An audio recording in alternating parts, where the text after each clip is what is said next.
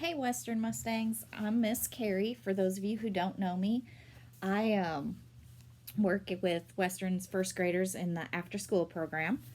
And if you don't know me, I bet you know my friend over here, Miss Bella.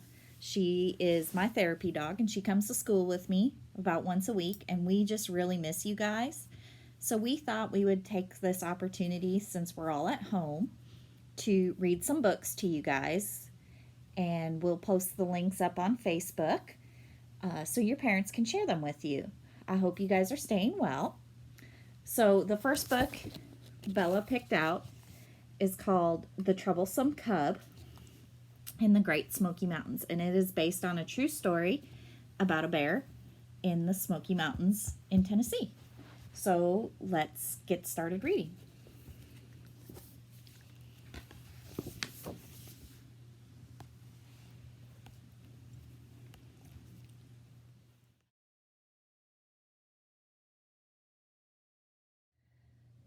A hungry black bear parts branches in her way, just after sunrise one fine sunny day.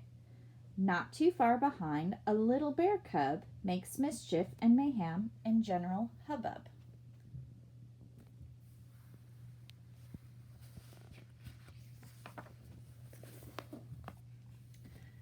The sun rises in the late summer sky, both bellies are full.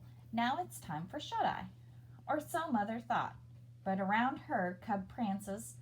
A swat of mom's paw puts a halt to his dances.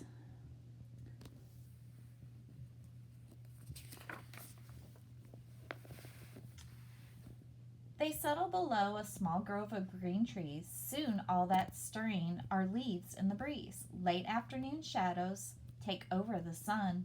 The golden air touches each bear one by one.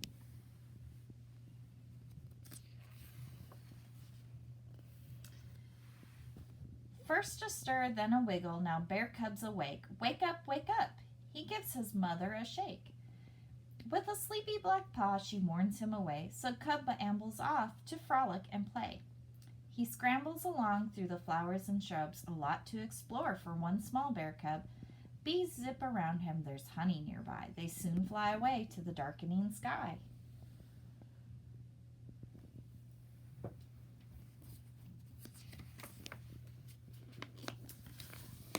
But cub forges on. This is way too much fun. He'll travel for miles before he's quite done. Poking his snout to the late summer breeze, an odor floats by that seems sure to please. The promise of food beckons cub to a street. The cub has to cross, for it leads to a treat. With the park now behind him and town straight ahead, cub thinks with his stomach instead of his head.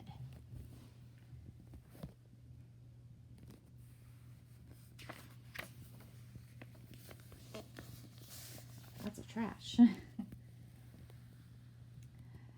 The scent pulls him nearer, then closer, then close, until he feels dizzy with smell overdose.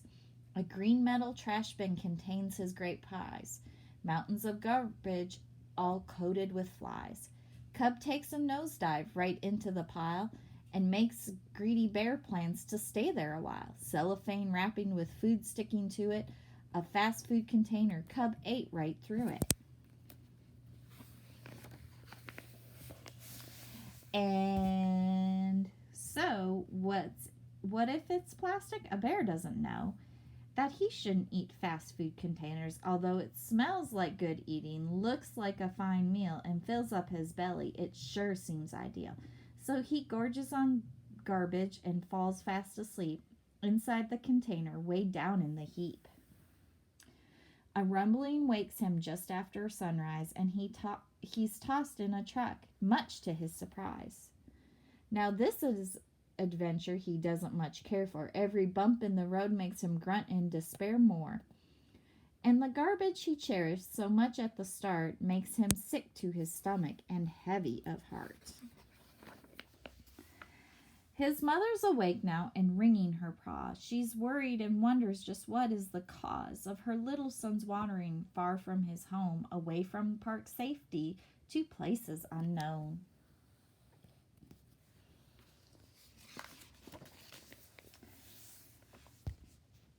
Stuck in the darkness, Cub feels the truck stop, then sliding and tumbling and flippity flop. The garbage folks hear him, and to their surprise, the garbage before them contains two bright eyes.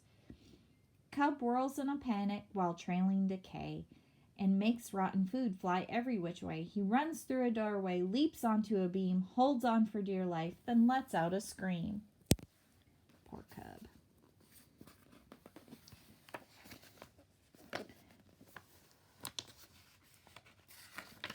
My page stuck together, guys. Sorry. Trapped on a rafter, Cub sees with a frown. He can't move a muscle and hangs upside down. Below him the workers all stand in a knot. Below them the garbage continues to rot. Nobody knows what the next step is now. They know they must help, but no one knows how. A ranger arrives and with him a net. Rescuing Bear Cub may still happen yet. Poor bear. He twirls the net all around his big hat. It circles around Bear Cub before he falls flat. There's no time to waste as Bear Cub still dangles. Cub's legs in the rafters must still be untangled. Into the rafters the park ranger crawls to save one small bear from a treacherous fall. He slowly and gently untwists Bear Cub's paws, and it looks like Bear Cub will be saved after all.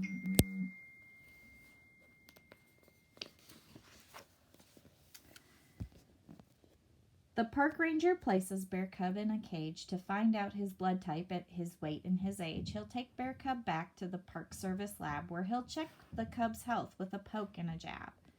Bear Cub's not happy, but no need to fear. They'll send him back home once they've checked him out here. People food sometimes makes bears pretty sick.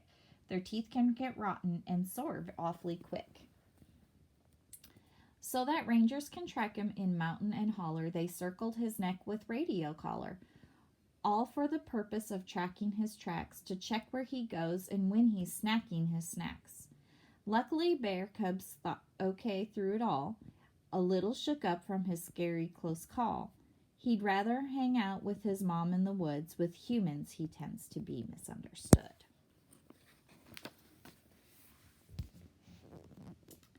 Finally, it's time to return to the wild, time to unite the mother and child. The cage door is open, here's freedom at last. Cub leaps into sunshine and wilderness fast. And so Bear Cub learned a hard lesson that day of not eating leftover human buffet. Yes, he learned his lessons. Have we learned one too? Or maybe it's something we already knew. Because it's our job to take care of the earth, since everything on it has some sort of worth. A good way to start is to not let the bears get our leftover burgers and chocolate eclairs.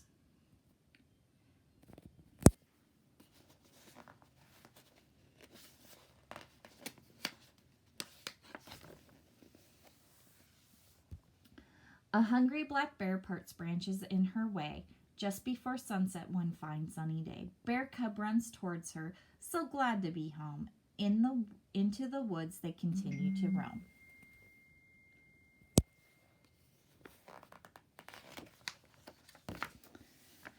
When I am in bear country, I promise to put all trash and food scraps in bear-proof trash bins and close the lid tight.